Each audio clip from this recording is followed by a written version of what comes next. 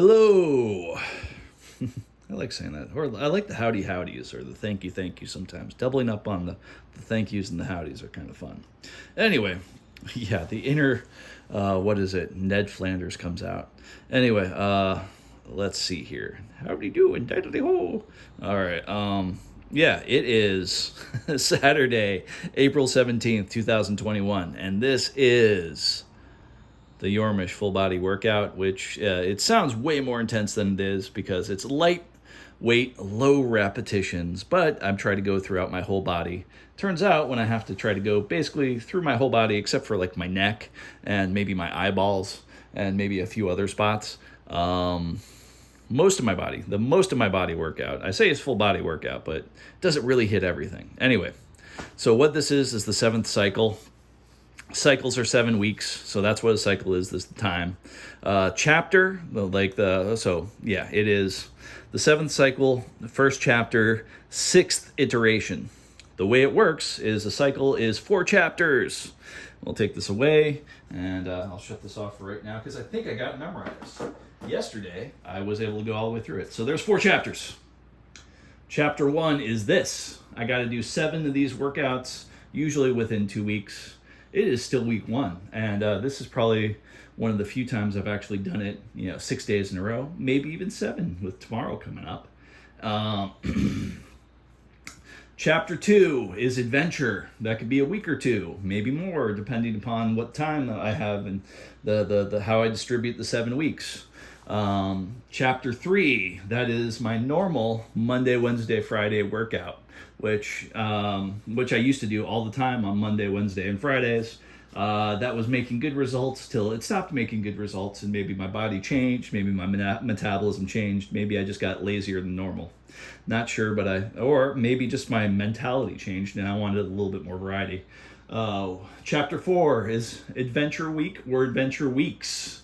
Example, Cycle 6, I did one video in the beginning of it, and I never did a second video, but basically what Cycle 6 was, Chapter 4 was a good example of Adventure Weeks. I found a program on YouTube where a guy was like, hey, do this sequence for 22 days, or do this in sequence. It'll take you 22 days to go through the full sequence of this, and you will have a brand new relationship with your pelvic floor and transverse abdominis. And actually, I do have a brand new relationship with those muscles.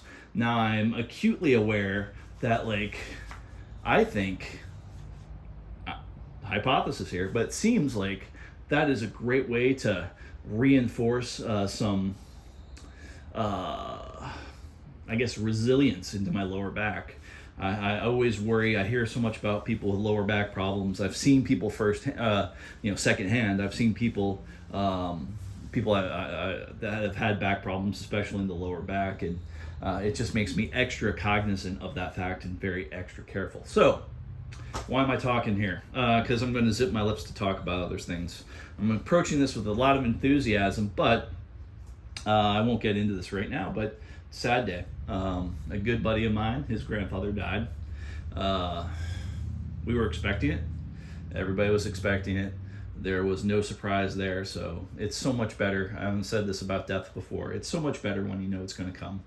I can't think of an instance in my life where it wasn't better knowing versus not knowing. I've had the not knowing, and I've had the knowing, and it always seems like the knowing is better. And as far as I know, and what I truly believe is they did the best they could for him, and he died surrounded by family, and that really cared for him. So some things are going to be bad whatever way you wash it, but sometimes it's the hard to swallow as part of this deal with life, but it is as good as it's going to be sometimes with those kind of situations. Sometimes the best you could wish for is a comfortable death, surrounded by family, and hopefully that was part of what happened. So anyway, I'm going to do moments of silence are nice. So.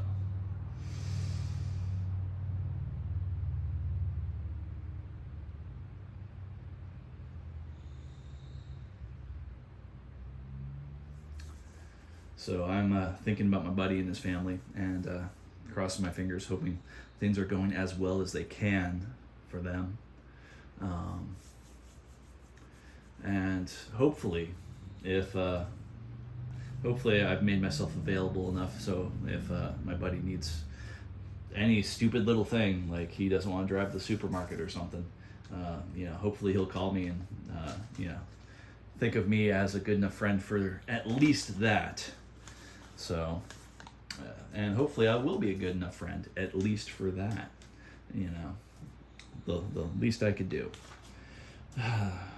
Well, that was fairly somber, and I really wanted to. Most of these videos, I really wanted the vibe of me being extra enthusiastic. Like today, I just decided to turn on the enthusiasm.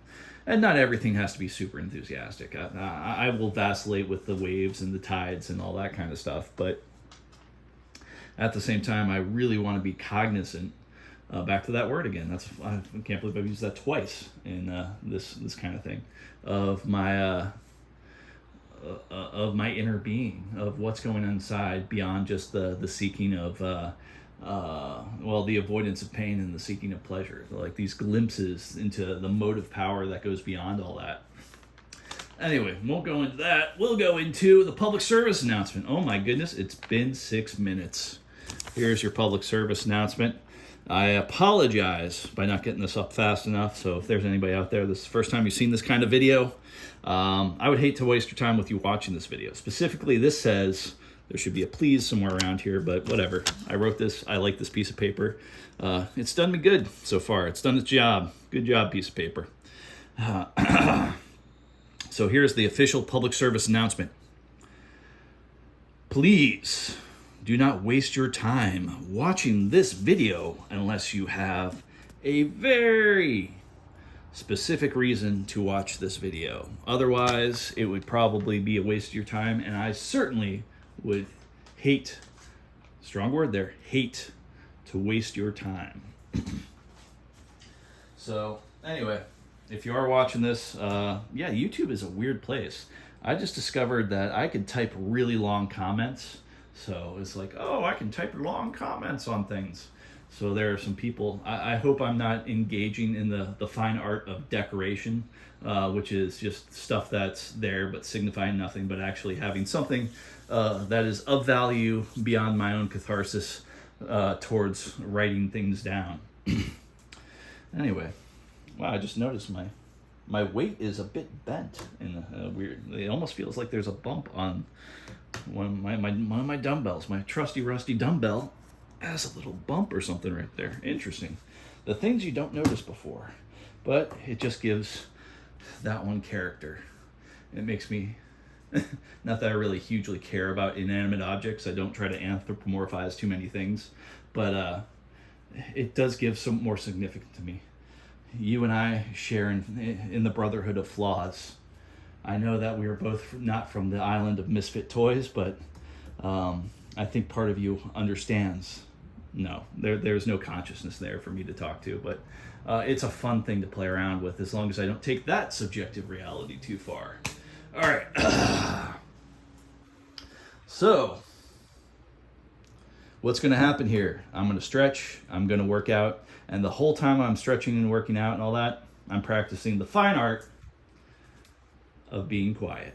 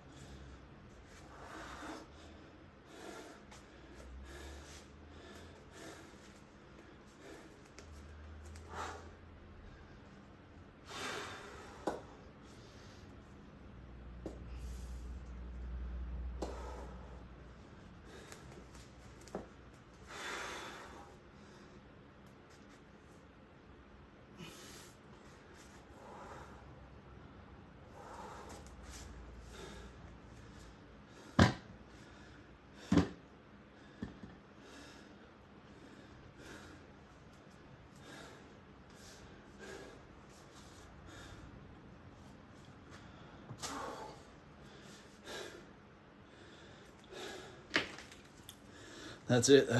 We're done. Could talk about stuff, but what I should mention is that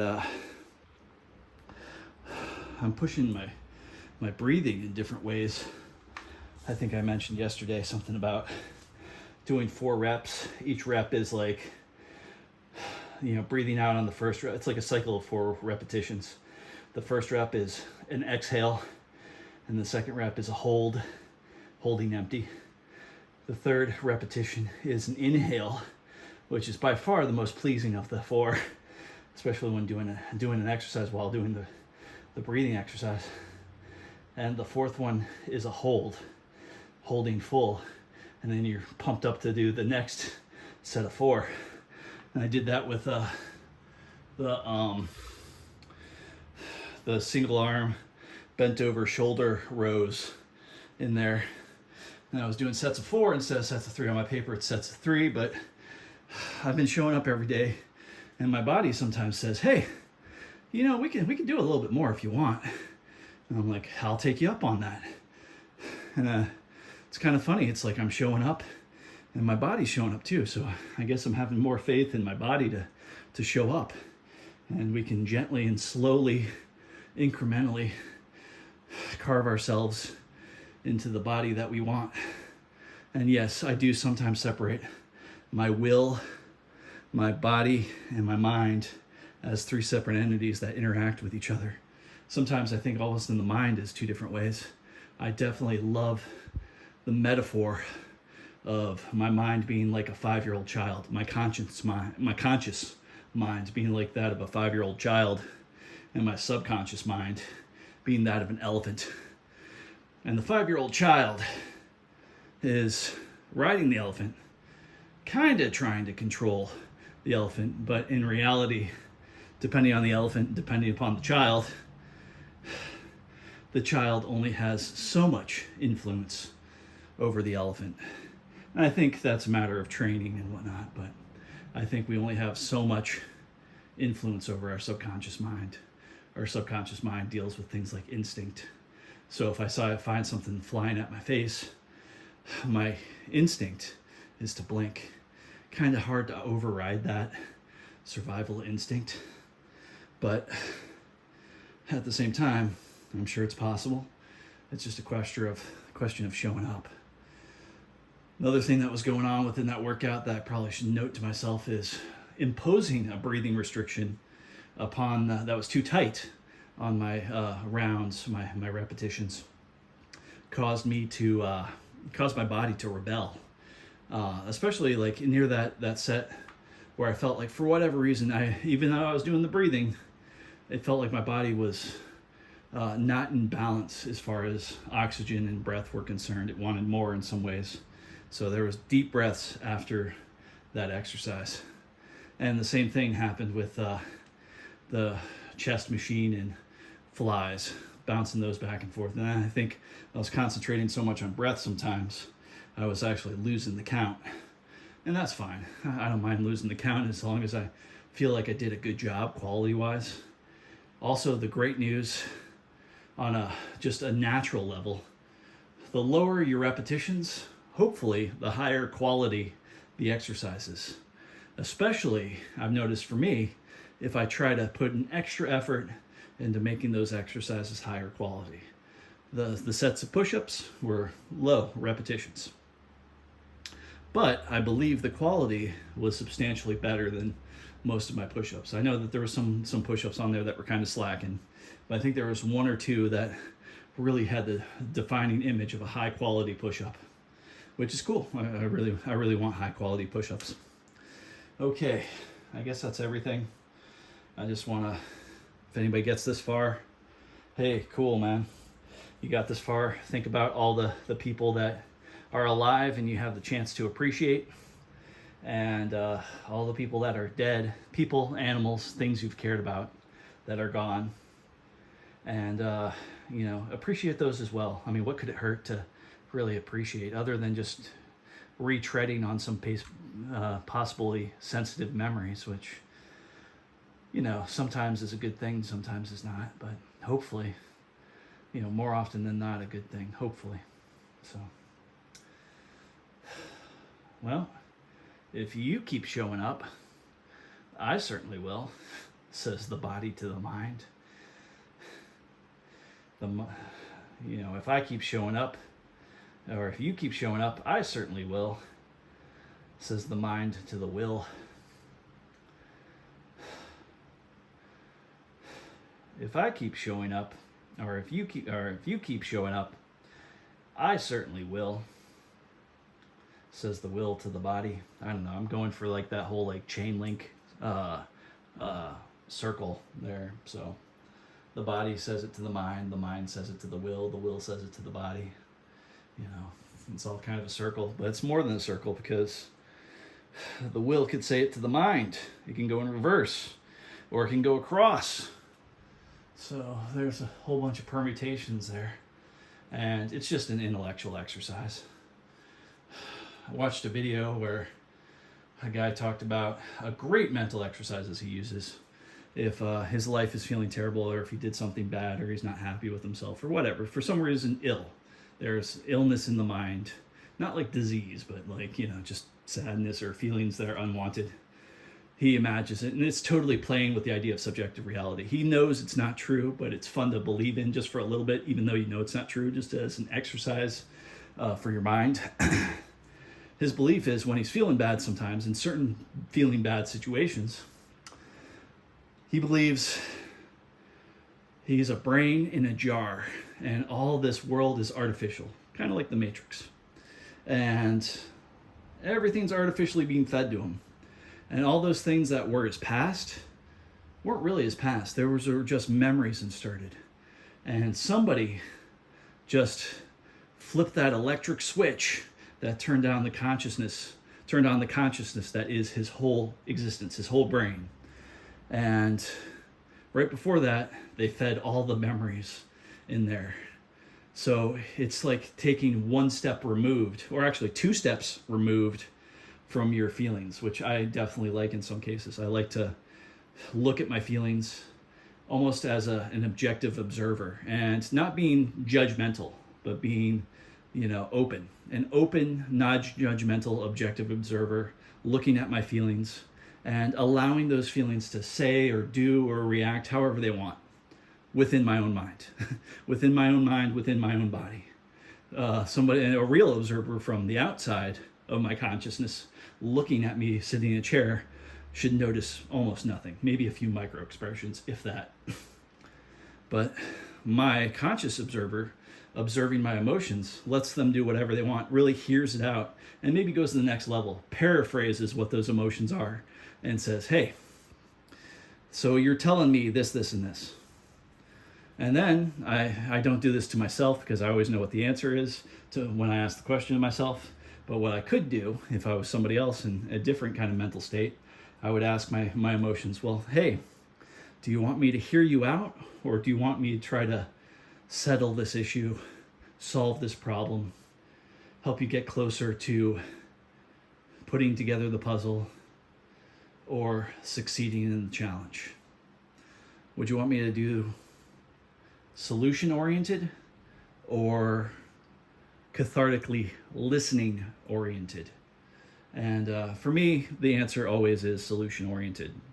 So far, 100% of the time. Maybe one day I'll need cathartic from myself, dividing myself into the observer and the feeler. But and the observer and the feeler are not even names I use. That's the first time I think I've ever uttered that, because I look at it in a different way. I don't necessarily look at it as 2 human analogs in a situation. I kind of look at it as it's not really super visual, except for my consciousness is a human being. Sometimes that's anthropomorphized. And that's me. Let's not even use the word anthropomorphized there, because I don't think it's fully correct. But it's me, the consciousness, the observer is the human being, and the feelings could be whatever they are. They could be a bush, a light, just an expanding globe of nothingness, all sorts of things. It could be just a feeling that you can't even really see. The feeling is addressed as, the feeling as played by a feeling. But yeah, so it's something. So I wonder if it would be useful to put both of those things in humanoid form. I haven't done it so far, and it's worked out kind of good in some ways. So it's like, you know, actually don't. It's like, yeah, I wish I could describe it. I just don't have the words right now. I'm barely grasping at the concept. I know the concept's there, but putting it to words, at a loss. I am at a loss for that right now. And also, I don't necessarily want to succeed in that challenge right now. Well, the best thing for me to do is just be appreciative, just be available, keep showing up. All right. Later it shall be.